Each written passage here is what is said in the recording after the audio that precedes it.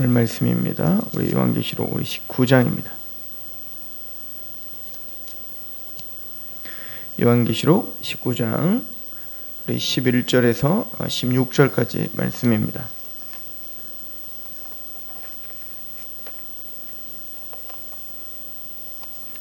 요한계시록 19장 11절에서 16절까지 말씀만 보겠습니다. 우리 함께 봉독하도록 하겠습니다. 시작. 또 내가 하늘이 열린 것을 보니 보라 백마와 그것을 탄 자가 있으니 그 이름은 충신과 진실이라. 그가 공의로 심판하며 싸우더라. 그 눈은 불꽃 같고 그 머리에는 많은 관들이 있고 또 이름 쓴 것 하나가 있으니 자기밖에 아는 자가 없고 또 그가 피 뿌린 옷을 입었는데 그 이름은 하나님의 말씀이라 칭하더라. 하늘에 있는 군대들이 희고 깨끗한 세마포 옷을 입고 백마를 타고 그를 따르더라. 그의 입에서 예리한 검이 나오니 그것으로 만국을 치겠고 친히 그들을 철장으로 다스리며 또 친히 하나님 곧 전능하신 이의 맹렬한 진노의 포도주 틀을 밟겠고 그 옷과 그 다리에 이름을 쓴 것이 있으니 만왕의 왕이요 만주의 주라 하였더라. 아멘.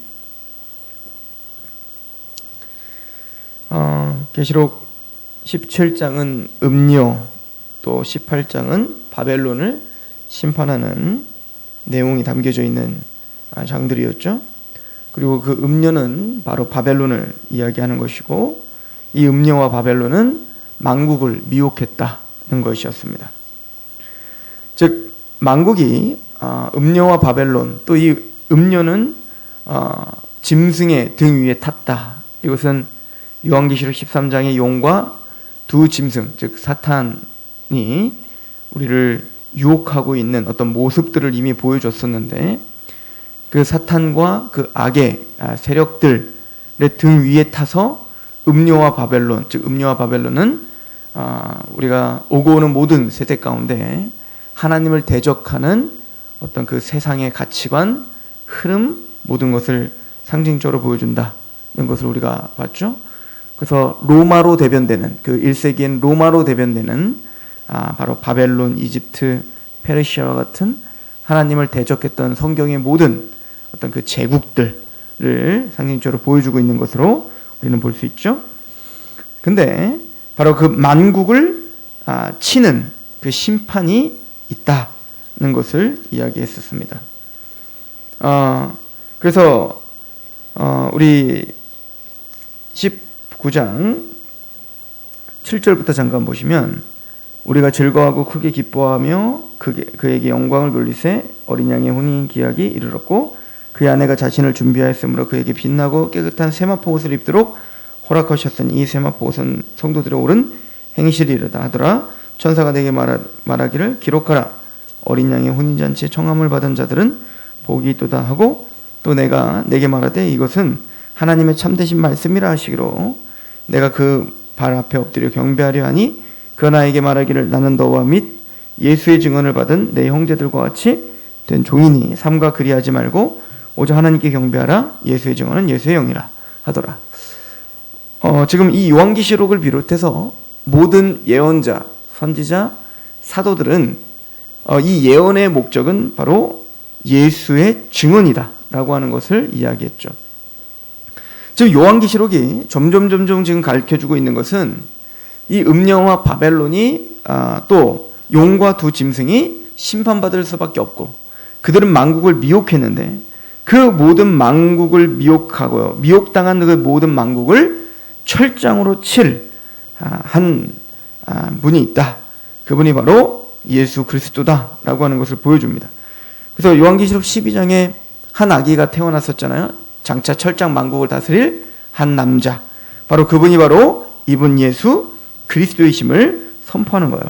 그래서 그 심판주는 바로 11절에 보니까 백마를 탄 충신과 진실이신, 그래서 공의로 심판하시며 싸우시는 분, 그분이 바로 예수님이십니다 라고 하는 것을 지금 드러내주고 있는 거죠.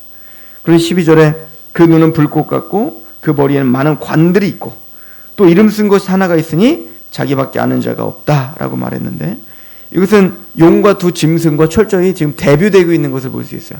그 짐승이 7머리 10뿔을 갖고 있었다라고 했는데, 즉 완벽해 보이는 지혜와 또 10뿔은 바로 10왕이더라 라고 이야기한 것처럼, 어떤 왕, 어떤 이 세상의 권세와 권력을 다 쥐고 있는 것처럼 보이고 있는 그 짐승들, 그러나 참된 왕, 참된 주님은 누구시다? 바로 예수님이시다 라고 하는 것을 보여주는 거예요. 그래서 그 눈은 불꽃 같고 그 머리에는 많은 관들이 있다는 거예요. 그 10왕관이 있는 게 아니라 그 예수께는 많은 관들이에요. 셀 수 없는 관들이죠. 그러니까 그것과 대비되고 있는 완성되고 또 완전하신 그 통치자는 바로 예수다라고 말하는 거예요. 그래서 이미 19장에 그 심판을 이미 끝내고 할렐루야 찬양을 하면서, 할렐루야 모든 통치는 하나님께 있다는 것을 찬양했지 않습니까? 바로 그 통치의 중심에, 그 통치의 정점에 바로 우리 만왕의 왕이요 만주의 주가 되시는 예수 그리스도께서 우리의 모든 통치자시며, 또 그분의 심판은 참되고 의로우시다라고 19장에 선포했는데, 바로 참되고 의로운 심판주는 바로 우리 예수님이시다라고 하는 것을 이야기하고 있는 거죠. 그리고 오늘 말씀에 보면 그 예수님을 이렇게 표현하고 있죠. 그분은 말씀이라 칭하는데 13절을 보세요. 또 그가 피 뿌린 옷을 입었는데 그 이름은 하나님의 말씀이더라, 이렇게 표현하죠. 그러니까 예수님 자체가 태초부터 계셨던 말씀, 이게 요한 사도가 예수님을 표현하는 굉장히 중요한 표현이죠. 그리고는 근데 그 예수님이 바로 피 뿌린 옷을 입었다는 거예요. 그래서 사실 이 피 뿌린 옷이 도대체 무엇인가라고 하는 두 가지 견해가 있어요. 첫 번째는 이 피 뿌린 옷은 바로 예수 그리스도의 보혈이다, 즉 어린 양의 피를 강조하는 것이다 라고 이야기하는 분들이 있고, 또 한 분은 한 부류는 이 피 뿌린 옷은 예수님의 바로 심판을 상징하는 것이다. 그러니까 이 피는 예수님의 보혈의 피가 아니라 대적들을 그 심판의 칼날로 쳐서 그 피가 튄 거다라고 이야기를 하는 거예요. 사실은 요한계시록 전체적인 어떤 맥에서 보면 두 가지 다 합당한 해석일 수 있어요. 그죠? 예수 그리스도의 피로 말미암아 우리가 죄 사함 받고 우리는 구원받는, 그러나 이 예수님의 이 피 묻은 옷은 한편으로 구원받은 자들에게는 보혈의 피고 속죄의 피지만, 그러나 한편에서는 뭐죠? 바로 심판의 피다라고 우리는 받아들일 수가 있습니다. 그래서 사실은 이제 이 요한계시록이 이 말씀은 이사야서의 말씀을 그대로 우리가 인용한 것으로 본다면 심판의 피의 무게감이 더 있는 것을 우리는 볼 수가 있습니다. 우리 이사야서 62장을 잠깐 가볼까요? 이사야서 63장 한번 보도록 하겠습니다. 이사야서 63장입니다. 2절부터 보겠습니다. 자, 1절부터 보면 에돔에서 오는 이 누구며 붉은 옷을 입고 보스라에서 오는 이 누구냐, 그의 화려한 의복 큰 권능으로 걷는 이가 누구냐, 그는 나이니 공의를 말하는 이요 구원하는 능력을 가진 이시라. 하나님께서는 심판하시는 분이시며 하나님께서는 다스리시는 분이시죠. 2절 어찌하여 내 의복이 붉으며 내 옷이 포도즙 틀을 밟는 자 같으냐. 만민 가운데 나와 함께 한 자가 없이 내가 홀로 포도즙을 밟았는데 내가 노함으로 말미암아 무리를 밟았고 분함으로 말미암아 짓밟았으므로 그들의 선혈이 내 옷에 튀어 내 의복을 다 더럽혔으니 이는 내 원수를 갚는 날이 내 마음에 있고 내가 구속할 해가 왔으나 내가 본즉 도와주는 자도 없고 붙들어주는 자도 없으므로 이상히 여겨 내 팔이 나를 구원하며 내 분이 나를 붙들었습니다. 내가 노함으로 말미암아 만민을 밟았으며 내가 분함으로 말미암아 그들을 취하게 하고 그들의 선혈이 땅에 쏟아지게 하였다. 하나님의 심판의 날을 선언하신 거죠. 근데 하나님만이 그 누구도 도움을 받지 않으셨어요. 하나님만이 하나님의 그 진노, 하나님의 분노를 만족시키셨고, 하나님만이 홀로 그 모든 죄악 가운데 있었던 그 모든 만국을 치셔서 심판하셨다는 거예요. 하나님은 그들을 포도즙 틀에 밟았다라고 이야기를 하시는 거죠.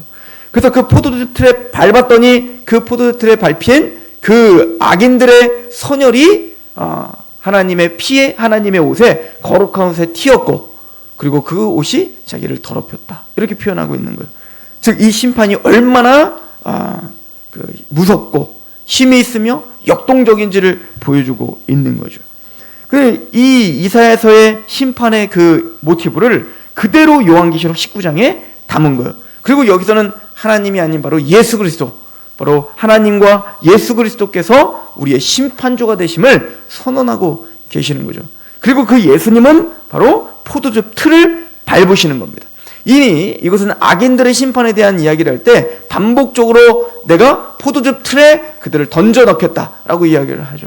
그래서 포도송이를 다 걷어들여서 그 포도즙 틀에 던져서 포도즙 틀을 밟겠다는 거예요.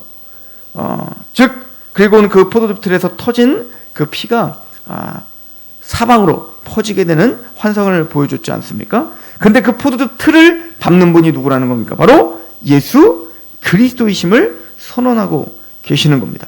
그래서 13절에 또 그 피가 피 뿌린 옷을 입었는데 그 이름은 하나님의 말씀이라 칭하더라. 하늘에 있는 군대들이 희고 깨끗한 세마포 옷을 입고 백마를 타고 그를 따르더라. 그의 입에서 예리한 검이 나오니 그것으로 만국을 치겠고 친히 그들을 철장으로 다스리며 또 친히 하나님 곧 전능하신 이의 맹렬한 진노의 포도주 틀을 밟겠고라고 이야기를 하고 있는 거예요. 같은 맥락이죠.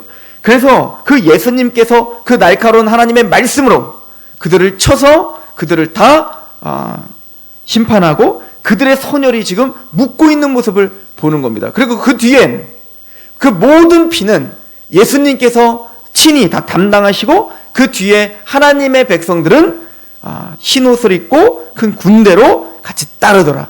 그러니까 그 군대들이 자신의 칼로 쳐서 이긴 게 아니에요. 이 모든 것은 다 이 모든 승리와 모든 심판의 모든 중심이요 완성이요 시작은 누구시라는 건 바로 예수 그리스도께서 모든 것을 끝장내시는 거예요. 그 누구의 도움도 받지 않는다는 겁니다. 그 뒤에 하나님의 백성들은 그냥 그 예수 그리스도의 보혈의 피로 구속받아 그 옷을 씨게 할 뿐만 아니라 그 예수님의 그 보혈로 또한 그들은 옳은 행실로 성화되게 하시는 그 은혜가 있었고, 그리고 그들은 기쁨으로 은혜로 그 예수 그리스도의 승전보에 같이 따르며 같이 승리를 만끽하는 은혜를 지금 누리고 있는 것뿐인 거예요. 그 모든 승리를 쟁취하기 위해 우리는 칼 하나 휘두르지 않은 것입니다. 그 뒤를 따르는 그 흰무리들, 그 뒤를 따르는 이것은 바로 이미 7장과 14장이 말하는 바로 14만 4천 그 어린 양의 피에 그 옷을 희게 빠른 바로 14만 4천 거룩한 하나님의 성도들의 무리이며, 또 그 무리는 바로 흰무리 제사장의 무리이며, 또 이 무리는 바로 예수 그리스도를 따르는 여호와의 군대들이다 라고 하는 우리 구원받은 하나님 백성들의 정체성을 보여주고 있는 겁니다. 예수님은 우리를 구원해 주실 뿐만 아니라 우리를 통치하시며 마침내 그 주권 가운데 예수님이 모든 악함을, 즉 하나님을 대적하는 복음이 아닌 그 악한 것들을 따르는 그 모든 만국을 치실 심판주임을 선언하고 있는 겁니다. 그리고 그 뒤를 그 은혜 가운데 그리스도 안에 있는 자에게는 결코 정죄함이 없으며 그 그리스도 안에서 우리는 장차 큰 영광을 받게 될 것인데, 바로 그 영광 가운데 같이 승전부를 울리는 바로 하나님의 군대들임을 선언하고 있습니다. 그리고는 16절은 이렇게 선언합니다. 그 옷과 그 다리에 이름을 쓴 것이 있으니 만왕의 왕이요 만주의 주라. 그 어떤 누구도 왕이 될 수 없고 그 어떤 누구도 통치자가 될 수 없다는 거예요. 다윗이 아둘람 공동체에 아둘람굴에 도망을 갔습니다. 믿었던 사람들도 자신을 다 배신했습니다. 그리고는 하나님께 기름 부음을 받았지만 지금 현실은 사울 왕국은 대단히 화려하고 힘이 있고 그 사울 왕국은 이 다윗을 죽이려고 하고 있습니다. 다윗은 아무도 따르는 자가 없고 다윗은 아무도 자신을 지금 보호해 주려는 자도 없어요. 지금 권세도 없고 권력도 없는 것처럼 보이는 다윗입니다. 그리고는 지금 아둘람 굴에 도망자가 된 신세가 됐어요. 흠모할 것이 없습니다. 그런데 그런 흠모할 것이 없는 그 다윗의 기름 부음을 보고, 그래서 애통하는 자, 빚진 자, 또 원통함을 당한 자들이 그 아둘람 굴로 그 다윗의 기름 부음, 그 다윗 안에 다윗조차도 지금 자신의 몸을 가누기 힘든 그래 보이는 상황인데도 그 다윗의 진가를 알고 있는 그 400명의 애통하고 가난한 자들이 모여들었습니다. 그들 또한 가진 것이 없었습니다. 그러나 기름 부음 받은 다윗 앞에 그분이 왕됨을 알아 그분에게 같이 아둘람 공동체를 형성하게 됩니다.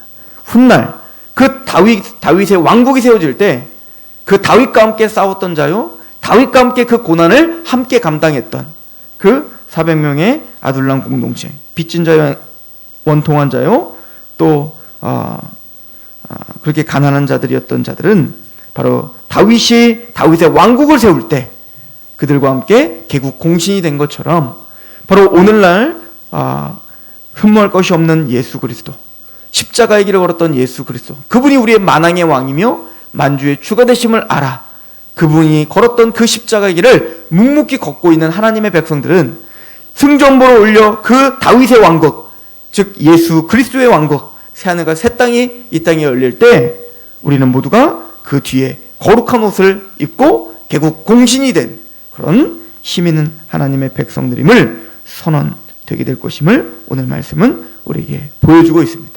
우리는 이 소망을 갖고 이 말씀을 믿음으로 오늘도 인내함으로 승리하는 여호와의 군대들입니다. 기도하겠습니다. 하나님 너무나 감사합니다. 주 하나님의 예리하신 검이, 그 말씀의 검이 우리를 찔러 쪼개셨으며 그 말씀 앞에 굴복시켜 주심을 믿습니다. 하나님 우리의 생각을 붙잡아 주셔서 우리의 마음을 붙잡아 주셔서 충신과 진실이신 그 예수 그리스도 앞에 우리의 삶을 내어드리는 그런 하루가 되게 하옵소서. 주님의 제사장처럼, 주님의 거룩한 백성들처럼, 주님의 군사들처럼 그렇게 힘있게 인내하며 승리하게 하옵소서. 예수 그리스도의 이름으로 감사하며 기도합니다. 아멘.